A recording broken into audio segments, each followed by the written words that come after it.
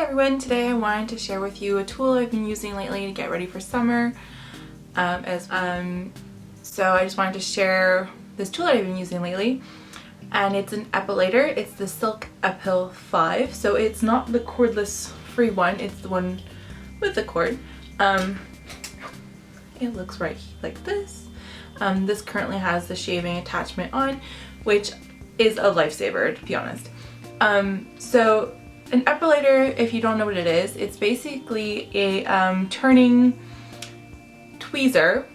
You could put it like that. It has, and the specific one has between 50 and 60 tweezer heads.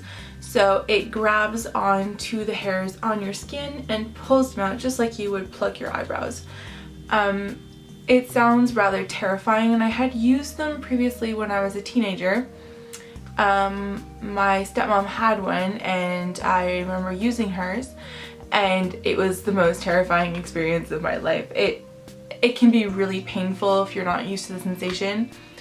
So I was doing some research because I like the longevity of getting your legs waxed, but I don't like having to wait for my hair to grow out and have to book an appointment. And it's not cheap getting your legs waxed. It's like, depending where you go, it can be like anywhere between $40, $50 for your full legs. If you're doing half legs, it's about $30, $25.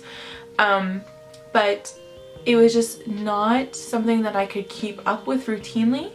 And so I was trying to find an option that would be yield similar results without having to impede on my regular routine and kind of be something that I have to go out of my way to do. So I did a bit of research on these epilators. Now there are a few different brands. This particular one is from Braun.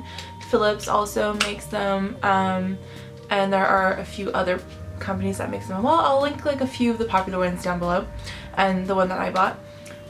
There are some that you can use in the shower, which they're waterproof. This one, particular one, you can't. You can just use it when your skin is dry, which is perfectly fine because I don't really see why you need to epilate in the shower. It's kind of a weird place to be doing that, especially because you can't really see and the hairs would be wet, but maybe for the shaver attachment. So you just roll it on your skin like this and it just grabs onto any of the little hairs, and it's very similar to getting, it's a similar sensation to getting waxed, except it's in smaller areas, which it's like a pro and a con at the same time, because with waxing the pain is there but it's a larger area, and this is just like a small area. It's like an inch more or less, and you just roll it along your skin. What I found really useful is the little light that turns on here, because it actually allows you to see really well the hairs. When I was reading into it, I'm like, do I need a highlight? Like, I don't really understand the whole point, but the light is super useful. Actually, you can like really see the hairs when you're like epilating your legs. I've used this on my legs and on my underarms. I'm honestly too scared to use it on my bikini line, the epilator part, but under the arms, the first time I did it, it was really painful.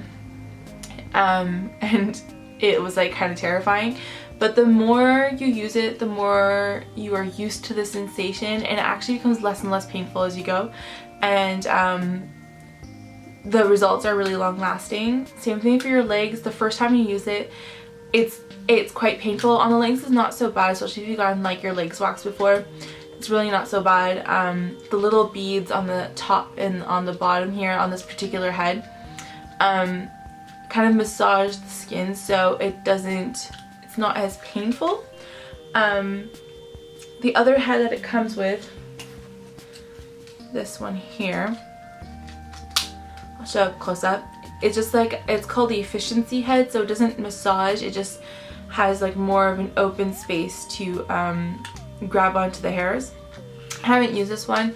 I have used it without the cap on at all, like this, on my legs, but I don't know, I just like having the cap. It kind of allows you to get the epilator at the right angle, because as the blades turn, they open up and it like gives they open up, so the ones at the top will be closed and the ones towards the bottoms will be open, so it's like a tweezer action, so it'll open and then close like that. So far I have epilated on my legs twice. I've had this for a month and a half now, and you could easily like go 2-3 weeks without having to do anything. The hair, when it grows back, it's exactly like when you get your legs waxed. It's very smooth and it's very fine. It's not like when you shave, it's very blunt, like because the hair is getting cut bluntly. It's very like fine and you barely even see it. I epilated maybe like a few days ago and you do feel the hair but you don't see it. Instead of this for $80, in a few months time it's going to basically have paid for itself. If I had gone and get my legs waxed 2 or 3 times, already right there I'm looking at about $120, $200, especially for full leg wax. So definitely worth it. The shaving head, what I used that for was I used it to trim my bikini line. It has this guard, this plastic guard that goes on top, and the blade, the razor itself has like a small detail one and a larger one, and there is also a detail attachment, but I don't know where that went. This like cleaned up my bikini area in about like 2.5 seconds. It took like no time at all. I had that chic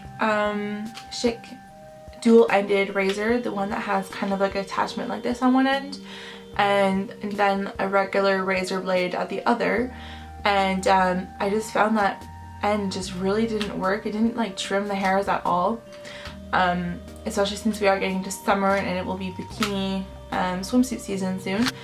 During the winter I don't really do too much down there, like just, you know, basics every now and then, but heading into summer you definitely want to make sure that your bikini area is looking good, especially we're wearing short shorts and swimsuit bottoms. This worked amazing. I'm blown away actually at how fast it went. It actually took less than 30 seconds to shave the hair down there. It was amazing. So I would definitely recommend this. They do have more expensive models that you can take in the shower, like I was saying, that are cordless. The cord on this it's really long. I use it in the washroom and I just use the little outlet in the washroom. It's super long, and what's good, I know cordless is really, it's practical sometimes, but this I don't have to worry about charging it, so when I want to use it, I just plug it in and it's good to go. I find with cordless products sometimes that you have to go, oh, I want to use it, so I have to charge it, I have to make sure it's charged. And especially you don't want to be like epilating your legs and then you lose power halfway through, and then you have to wait to charge it, and then, you know, half your leg is epilated and the other half isn't. For like epilation or underarm epilation, definitely do that the night before because it does irritate the skin. It's like when you pluck your hairs, the follicle is red because it's irritated. So I usually follow up, and you have to make sure your skin is completely dry. So if you take a shower beforehand, make sure your legs are completely dry. Don't put lotion on them. After you epilate, just apply some, I've been putting just aloe vera lotion. It's very soothing and calming for the skin, and same thing for the underarms. I just put some light lotion. Haven't had any issues with ingrown hairs with this so far. Nothing on my legs, nothing on my underarms. And when you epilate, you just make sure you hold your skin taut so that really plucks the hair out nice and clean. Same thing for your underarms. Make sure you pull the skin really tight to do it. It's a little tricky doing your underarms, but it actually gives a really smooth and nice effect. So I hope you like this review of the Silk Epil 5, and thanks for watching. I'll see you next time. Bye!